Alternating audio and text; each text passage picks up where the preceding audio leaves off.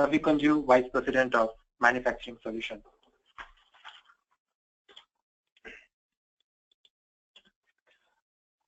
Today, I'll give you an extremely brief overview of who we are, our background, and then I'll quickly jump to the typical challenges that extrusion industry faces.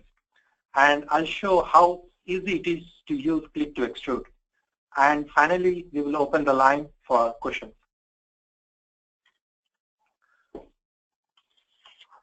Altair is a 30 years old company and that has extremely deep roots in engineering simulation. Our philosophy is to radically change the way organizations design products and make decisions. We have over 2,300 engineers in 23 countries and in over 45 offices. SolidThinking is a subsidiary of Altair. We have over 5,000 customers worldwide using all our products in different verticals. And we have 100 plus customers using Click2Extrude today. Now, at a high level, what is Click2Extrude? It is metal extrusion simulation software that is fast, easy, accurate, and affordable, which allows users to enhance and optimize their extrusion process for massively improving the quality and productivity of their extrusion.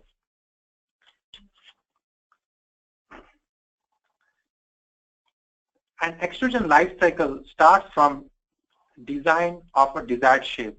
Then based on that, it is sent to die design stage. Then dies get fabricated. Then it goes to die trials. And finally, it goes for production. If you look into traditional approach and cost to fix the problem, the cost to fix the problem exponentially increase towards the later stage of the production. Typically, we look at number of iterations at each stages shown here, and most of the iterations occur in die trial stage, which is after fabrication and during production. Using Click2Extrude, the entire process can be radically shifted upfront during the die design stage with virtual simulation before any die is fabricated. This drastically reduces cost while vastly improving the quality. It goes very well with our philosophy of simulation-driven design and manufacturing. Here, I'm showing the typical extrusion defects that we encounter every day during the extrusion. And some of them are like profile distortion, unbalanced bearing, die wear, back-end defect, charge weld, bad sim weld, undesired grain structure, overheating, and poor surface quality. I will go over each of these defects and how we can rectify them using Click2Extrude. And before that, I want to give a quick 3 or 4 minutes demo of Click2Extrude to show how easy it is to use Click2Extrude.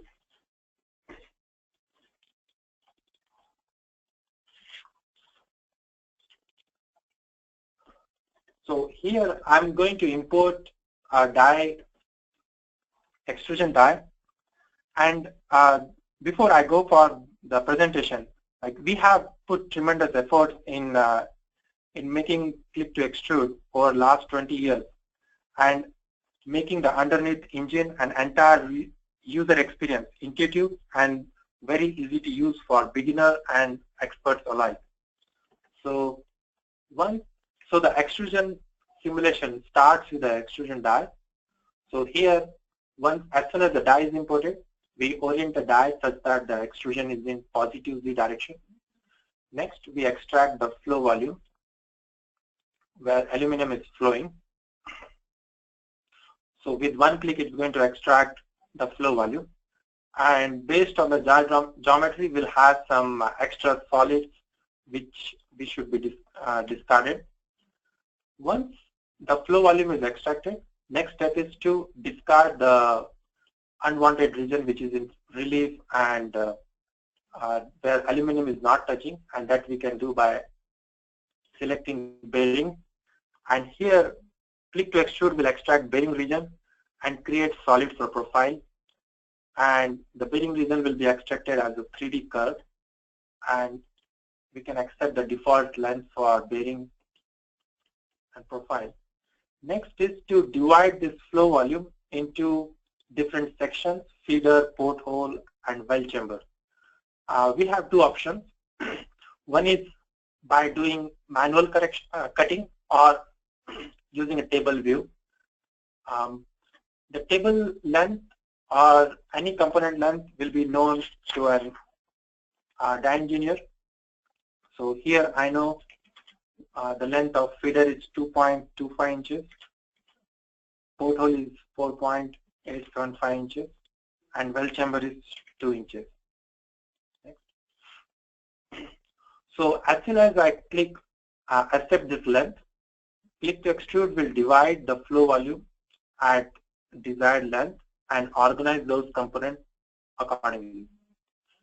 Next step is to create billet, and here I know the billet it goes to a 12-inch container and billet length is 20 inches.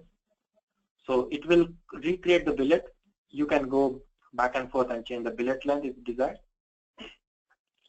Next step is to select alloy. Here I'm going to use 6063.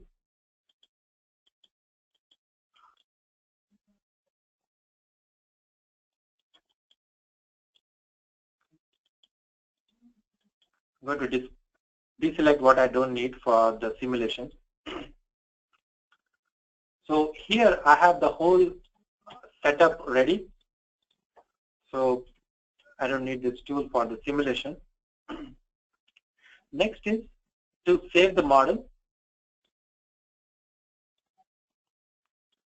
and finally specify what are the process conditions.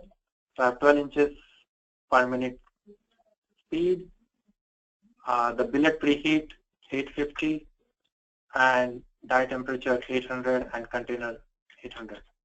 So with that I can go and click on run the analysis. So here what Click2Extrude will do is it will send the geometry for pre-processing, create the deck for solver, and do the simulation. And once the results are ready, you can review the results in the same window, and it will show when the results are done for us to post-process the results. Now I'll go back to my presentation and continue with the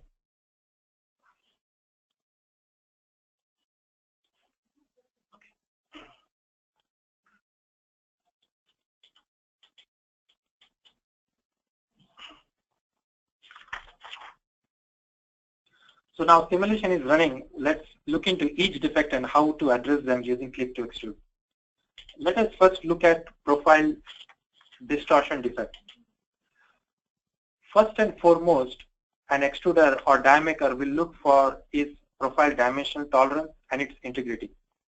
Complex shapes involving large variations in wall thicknesses and have often these issues. For commonly alloys like 6063, most die makers or extruders will know how to correct these issues. But same knowledge is not applicable for newer alloy or newer process conditions. Click2Extrude helps in predicting distortion upfront and help in correcting them. Here in this slide, I'm showing wide varieties of profile what we encounter in day-to-day.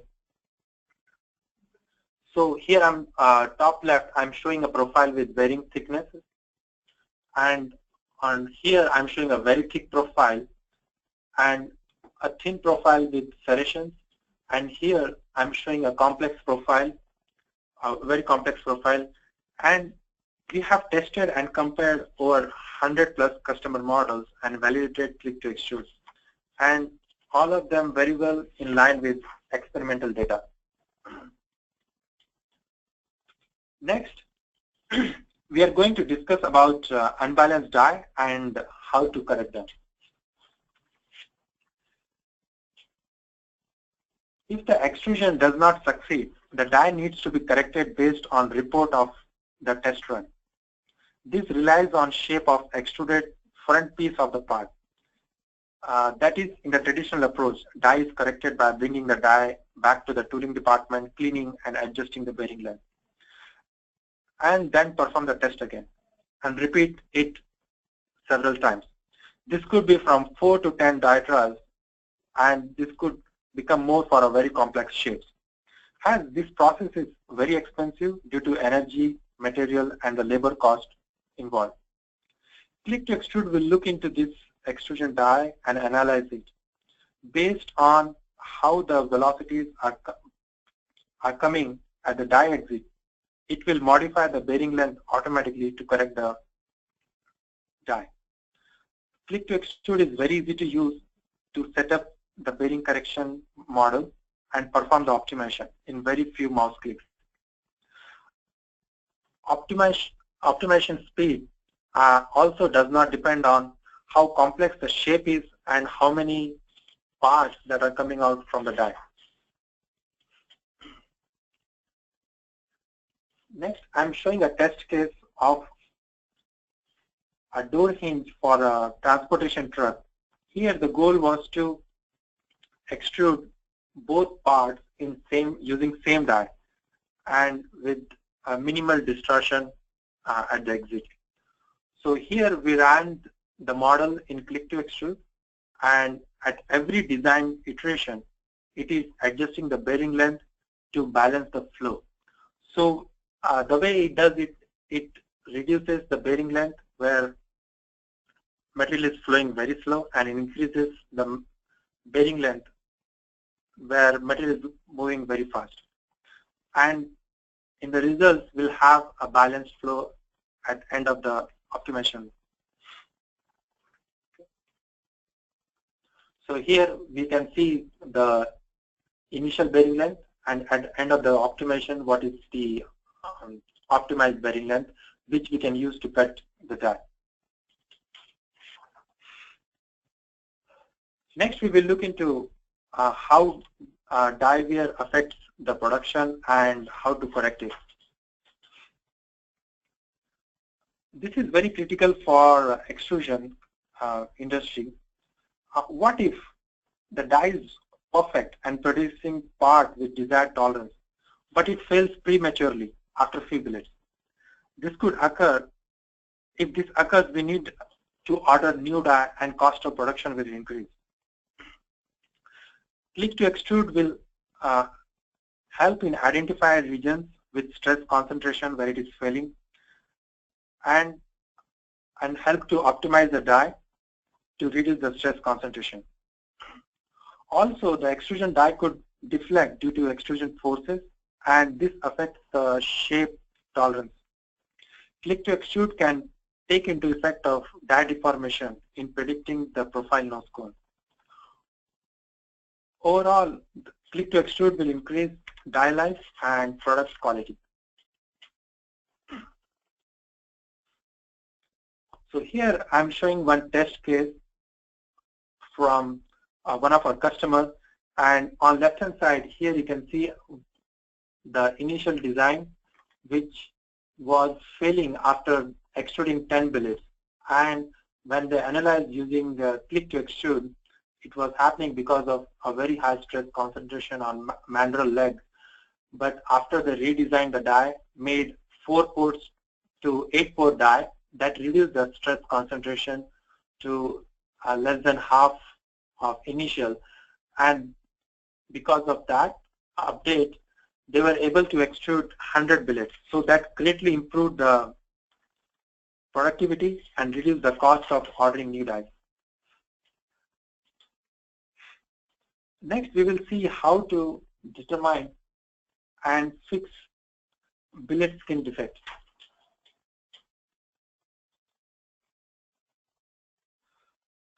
When we extrude billet skin get into the profile.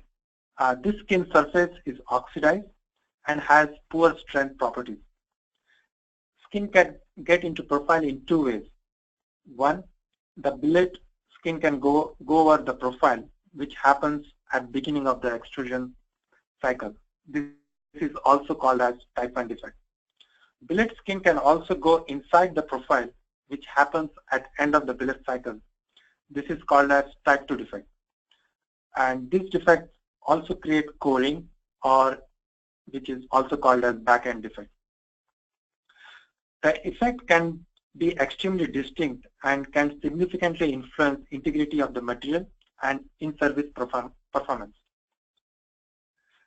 At what percentage of billet extrusion does coring start to flow into extrusion, and what parameters it affects, and to understand what is scenarios where we can control or optimize the die to reduce the back-end contamination. We can understand all this using Click2Extrude. With Click2Extrude, we can prevent the type 1 defect and also minimize the type 2 defect. And it will also help in predicting what is optimal butt length. So here I'm showing one test case where this die is having both the type 1 and type 2 defect, where skin is getting entered at the beginning of the cycle, and it is also getting into the profile from back end.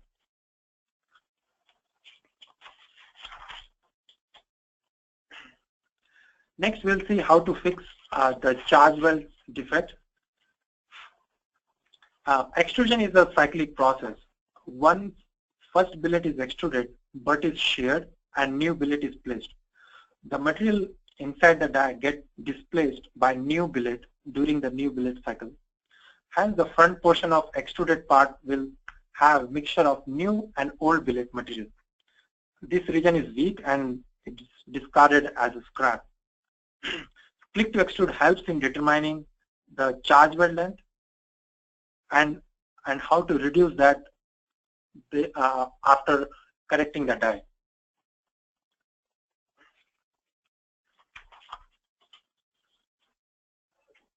So in next few slides, I'm going to show one test case that was done in close collaboration with the extruder. And here they were extruding 4 profiles in single die. And here on left hand side, you can see how the new billet is displacing the old billet material from portholes and pockets and finally coming out of the die.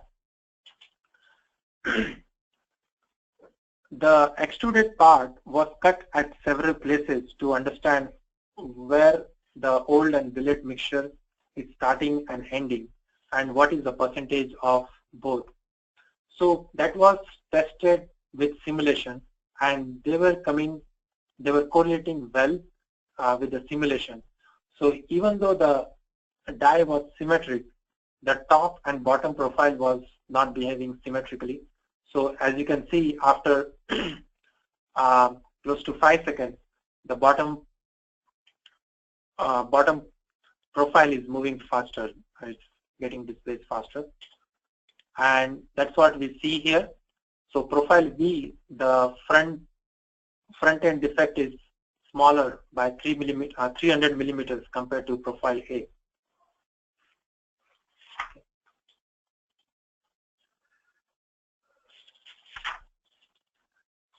Next, I'm going to show how to understand seam weld and how to correct it using Click2Extrude. For bridge die, the billet gets divided into different streams, as we see here in the image, in portholes and rejoins in the weld chamber. It is very important that weld strength in this region is within acceptable quality. Otherwise, the part will be having a poor strength and it will fail in normal operation. And it is very expensive and time-consuming process to determine the weld strength experimentally. And if such defect gets undetected and this part goes to customer, and if it fails in normal operation, then this failure could be catastrophic.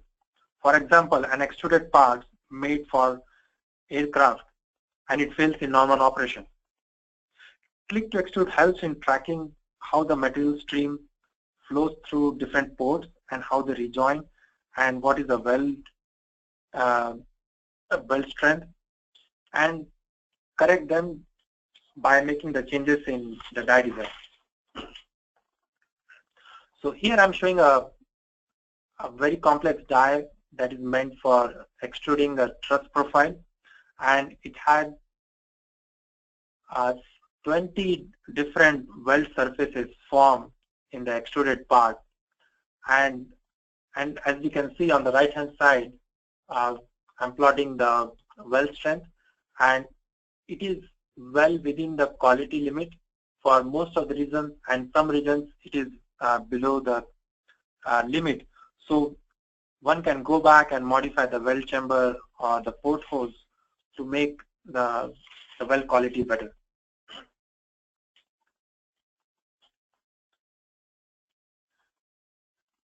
Next, we'll discuss about grain size structure in extruded profile. For advanced applications like automotive, aerospace, or oil and gas, it is very important to control grain structure. Uniform and small grain structure lead to higher product strength, and grain size depends on various process parameters and alloy, and largely on the die design itself. Click2Extrude has built-in proprietary grain size structure model, which can consider all these variables and compute what grain size will come at end of the extrusion. Here I'm showing one test case where they have tested how the grain size distribution is in the billet and also as the part comes out, and it very well correlates with the simulation results. I have another test case where the goal was to improve the grain size distribution in the part, and by adding the fillet into the just near the bearing region. And here we are testing a die with no fillet, 2 mm fillet and 4 mm fillet. And as you can see in this slide, the strain variation, the strain grain size variations are very high for no fillet, and grain size variations are minimal for 4 mm fillet.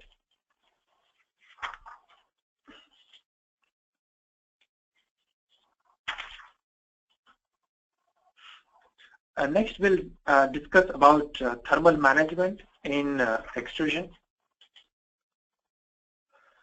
One of the goals in extrusion is to achieve extruded part with uniform quality throughout the extrusion.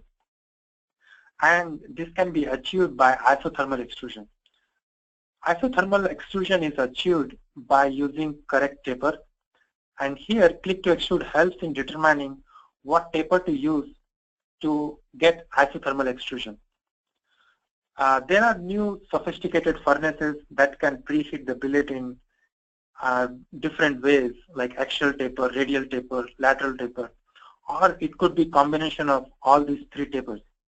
Click2Extrude supports all these three tapers into simulation and predict how the extrusion will occur. Click2Extrude can run single cycle, multiple cycles, and it also supports starter billet, which is used for warming up the press for any new die.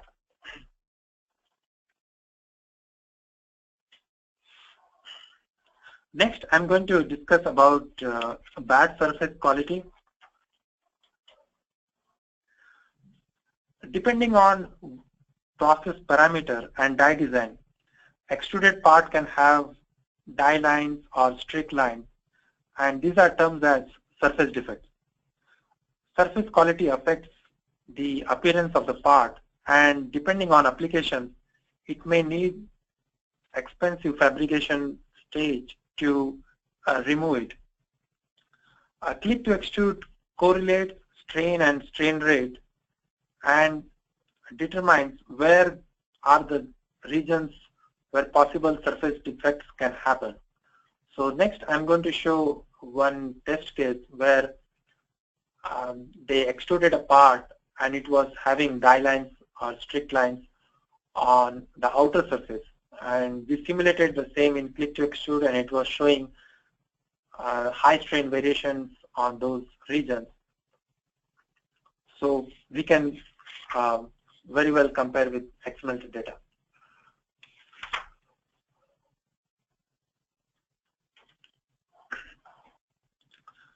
So in conclusion,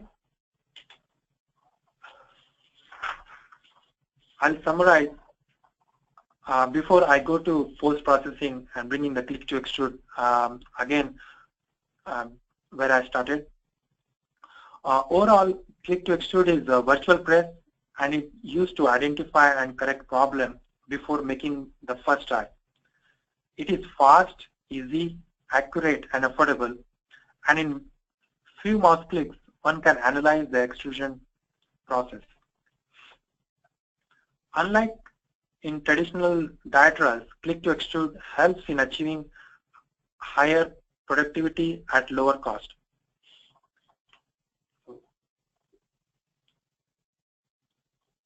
Let me go back and so here, once the simulation is complete, you can load the results.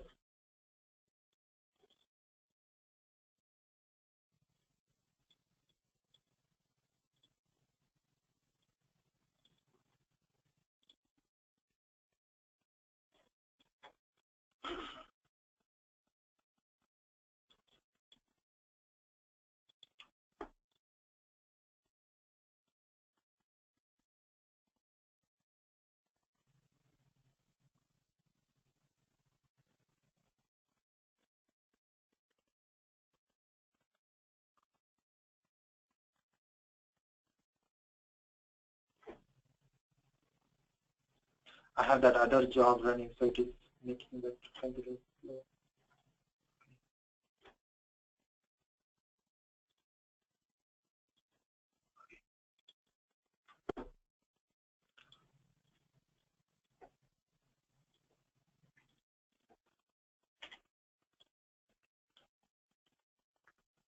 So here we can see how the nose cone is coming for the given die. And we can also understand how is the velocity contour at the die exit, how is the pressure dropping from a dummy block end to the die exit. Is it uniform or not? We can verify that, and how the temperature is rising during the extrusion. And we can review all the defects what I showed in the presentation today. So here I'm showing the weld surfaces that is formed because of all the 6 pores in the die.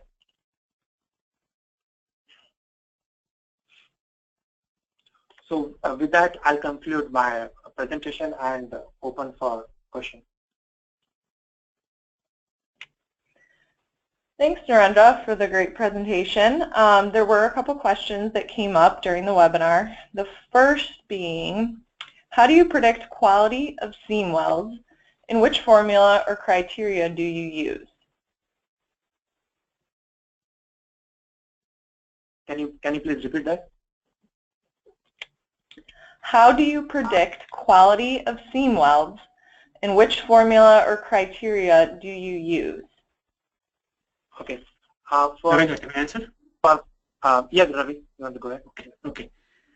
For predicting the quality of seam weld, we look at more than one measure. We look at it in different points of view, and then based on all those, we come up with a unique number to qualify whether the seam weld is strong at that point or weak. One thing we do is we look at the flow stress in the weld region and then compare it with the pressure. In addition, we also look at the strain rate in that region and see whether that strain rate is above a critical strain rate. And we also look at the residence time in that weld region. That is, how long the aluminum stays in the weld region. Longer it stays, more likely it is going to get weld better. So we look at all these 3 and come up with a unique number, which is very, very easy for the user to understand. So in the scale of 1 to 5, and so if it's 3 and above, then it's a very good weld strength, and below 3 or let's say 2, it's a little bit doubtful, and if it's 1, then the weld strength there is really poor. So that's how we determine the weld quality.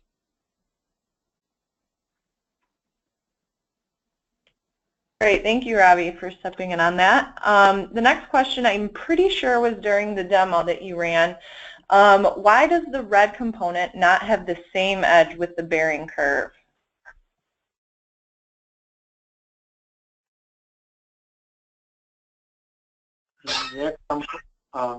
Okay. The question is that the bearing solid is one collector and the bearing curve is another collector. That is the, I think that's the question. When we create, actually, from what we do is from the die we extract the flow volume. When we extract the flow volume, we also get a lot of extraneous stuff in the flow volume, such as the relief area. And then when we automatically extract the profile shape and the bearing region out of it, we do it in two ways. One is we get the actual shape of the profile, which we call the bearing solid. And then we also find out where the profile loses contact with the die, which is at the end of the bearing curve. Instead of making it as a part of the same bearing solid, we actually capture that as a separate curve. It has a very great advantage. Because it is a separate curve, we can easily adjust the curve and optimize and correct the bearing instead of being part of the same solid. That's why we have them in two separate collectors or component parts.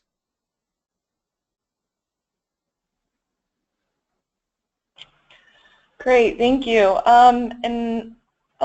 Another question just popped up. What are typical run times and resource requirements for RAM? For typically, we are looking around like 1 to 3 hours or 4 hours at the most for complex shapes. And if the die is too complex or thin profiles, it may go maximum 5. But that's what typical runtime will be.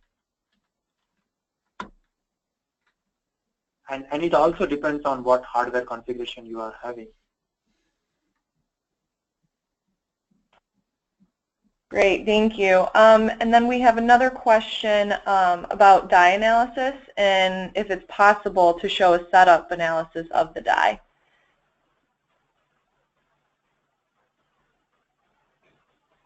Yeah, I can quickly show here. Okay. So here, since I have whole die in my model, so simply what we do is you go to Tool Deflection tab, and I don't need and go to VCs and say, okay, where the tools are mounted or aligned to the assembly. Okay, so here I'm saying it's not moving in the Z direction, and okay, go to meeting is restricting some of my movements. Okay, next I say, okay, what is my mandrel? Here already I defined them. What is the die and what is the backer? And once that is done, I simply pick and say what tool component has 13.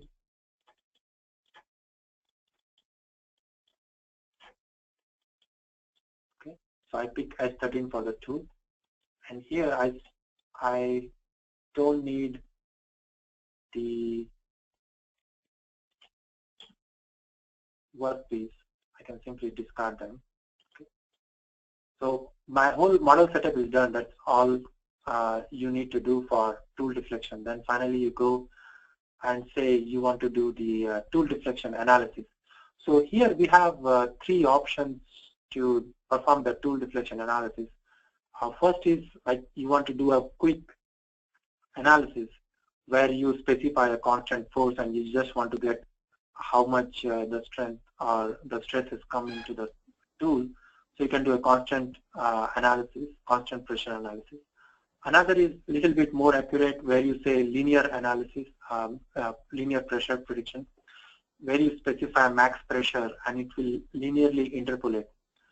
The third option is the most accurate one where it takes the forces from flow simulation that you have ran and it will map the forces onto tool and perform the tool deflection analysis. Okay. You can also, we also have added option for performing elastoplastic analysis. So that gives more accurate results. Okay.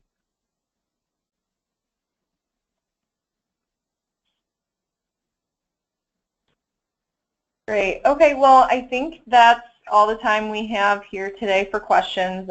If you have any additional questions, please feel free to email support@solidthinking.com. And just as a reminder, the recording will be sent out tomorrow morning. And please be sure to visit solidthinking.com/Click2Extrude for additional information. Thanks for joining us today.